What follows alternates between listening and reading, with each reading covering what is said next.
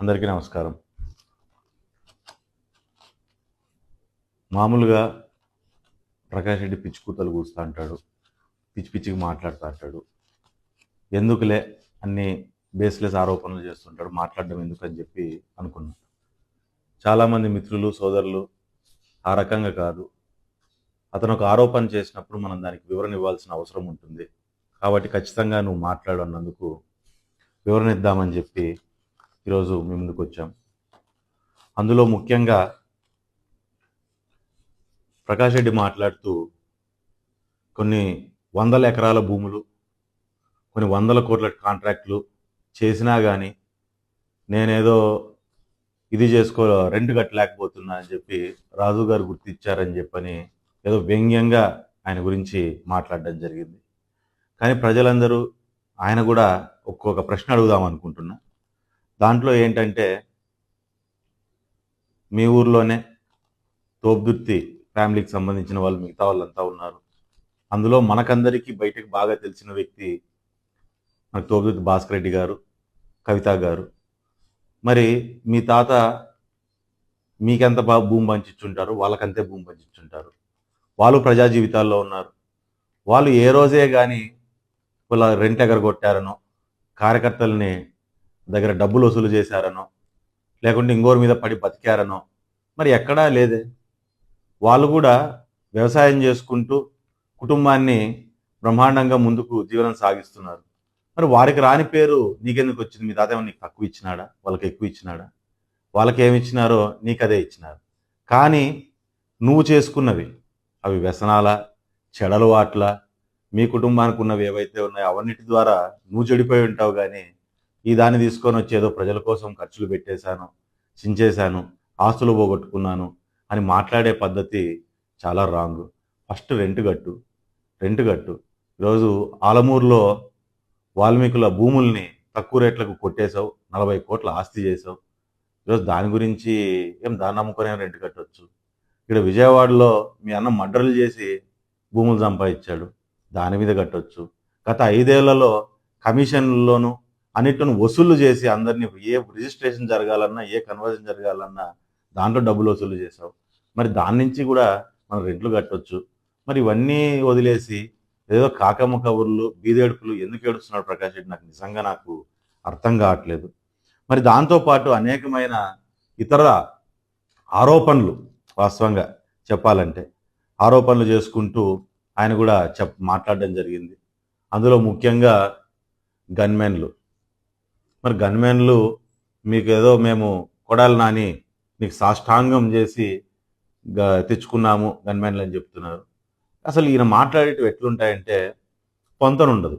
ఇందాక నేను చెప్పినట్టుగా, గతంలో చెప్పినట్టుగా వెంకటరామరెడ్డి అన్న, వెంకటరామరెడ్డి గాడు అనేది 10 నిమిషాల్లో ఎట్లా అన్న నుంచి గాడుకు మారిందో, గాడు నుంచి అన్నకు మారిందో ఈయన ఇవి కూడా అట్లే ఉంటాయి. ఈయన ప్రెస్ మీట్ని మనం సరిగ్గా గమనించినట్లయితే అందులో ఏంటంటే, ఈయనకు సురేంద్ర అన్న ఆ రోజు ఎస్ఆర్ కన్స్ట్రక్షన్స్ చిన్న కాంట్రాక్ట్ని 60Cలో తొలగించి ఇతను పని చేయట్లేదు కాబట్టి పాత రేట్లకు తొలగించి ఇచ్చినందుకు వైఎస్ఆర్ పార్టీ లేకొస్తే జగన్ రానిలేదు సురేంద్రన్ అని చెప్పి ఈరోజు ఆయన ఒక ఆరోపణ అనేది చేసినారు.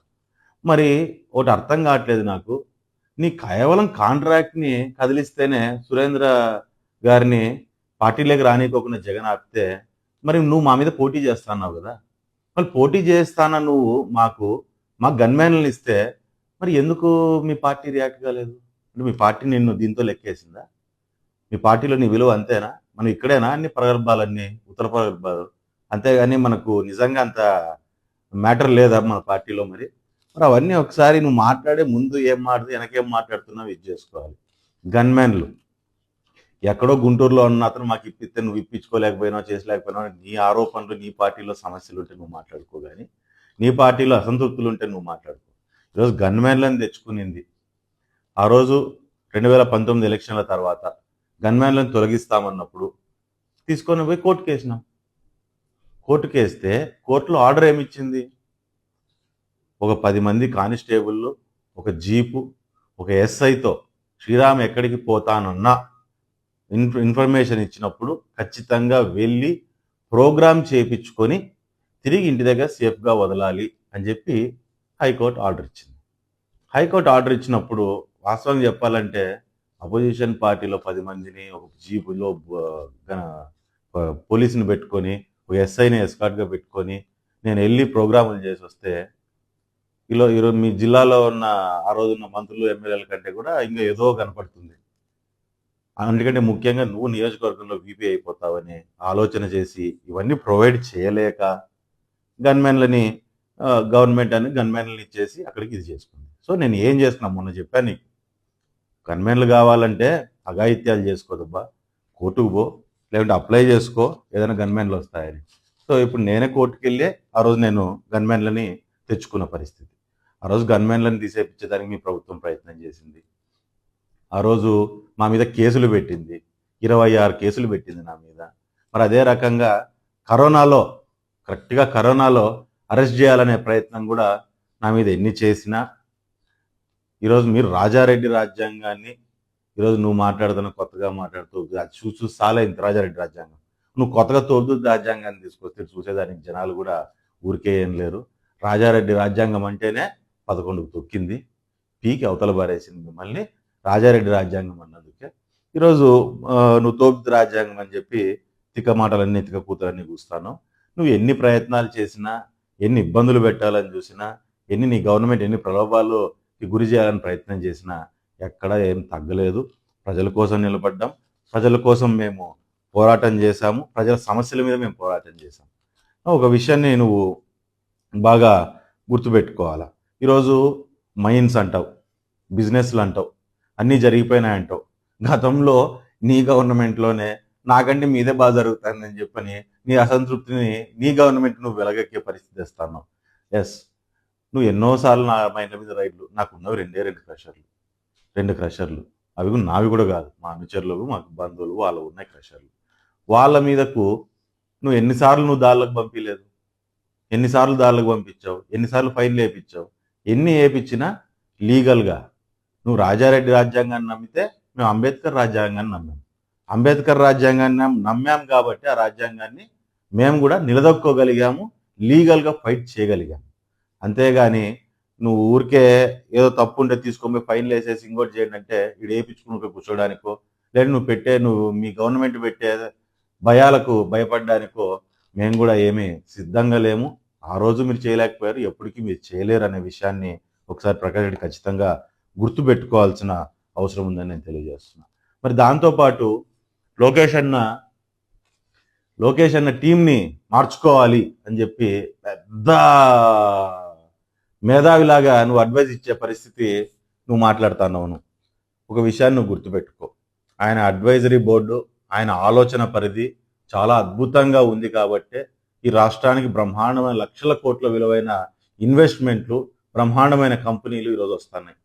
ఈరోజు ఆయన అడ్వైజరీ బోర్డుని కానీ ఆయన ఆలోచన పరిధి కానీ క్వశ్చన్ చేసే పరిస్థితి నాకు తెలిసి కెపాసిటీ ఈ రాష్ట్రంలో కానీ ఈ దేశంలో కానీ ఎవరికీ లేదు. ఎందుకంటే ఆయన ప్రూవ్ చేసుకుంటున్నాడు ప్రజల కోసం ఎట్లా పోరాటం చేయాలి, ఏ రకంగా ఈ రాష్ట్రాన్ని అభివృద్ధి చేయాలి, ఏ రకంగా ఈ రాష్ట్రాన్ని ముందుకు నడిపించాలని ఒక ఫ్యూచర్ లీడర్ లాగా, ఒక ఫ్యూచర్ అంటే ఈ రాష్ట్రానికి రాబోయే ఒక సమర్థవంతమైన నాయకత్వం ఏ రకంగా ఉండాలి అని ప్రజలు అనుకుంటున్నారో అది ఖచ్చితంగా అక్షరాల నిజమయ్యేటట్టుగా ఆయన ఈరోజు పనిచేస్తున్నారు.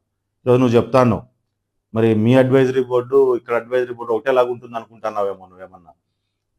ఈరోజు ఎవరో మా ఓఎస్డి రామచంద్ర రెడ్డి గారు వచ్చి ఎవరితోనో చెప్పినారంట, అది మా పార్టీలో నుంచి ఆ పార్టీలో, నాకు తెలియదు ఈ మధ్యలో ఎవరు పోయినారు. అంత అభాగ్యుడు ఈ టైంలో రాష్ట్రం ఇంత అభివృద్ధిలో అరుగురకలు ఎడతాడనే మిమ్మల్ని నమ్మి మీ దగ్గరికి వచ్చిన అభాగ్యుడు ఎవరో నాకైతే తెలియదు. కానీ మా ఓఎస్డి వచ్చి 160 సీట్స్ వస్తాయని చెప్పని చెప్తే జగన్ అట్లనే ఆ రకంగానే వైనాట్ 170 అంటే జస్ట్ 11కి తీసుకొని వచ్చి కూర్చోపెట్టింది మీలాంటి అడ్వైజరీ బోర్డులే. అక్కడ ఈ రకంగా సునీతమ్మ 160 వస్తుందని చెప్పినారు, కాళ శ్రీనివాస్ గారు 110 వస్తుందని చెప్పినారు, పార్థసారథి గారు 90 వస్తుందని చెప్పినారు, లేదా పయాల కేశవ్ గారు 150 వస్తాయని చెప్పినారని చెప్పి ఇట్లా మాటలు చెప్పి రాష్ట్రంలో ఉన్న అనేకమైన సమస్యల్ని పూర్తి స్థాయిలో నీరుగారిపోయే పరిస్థితి.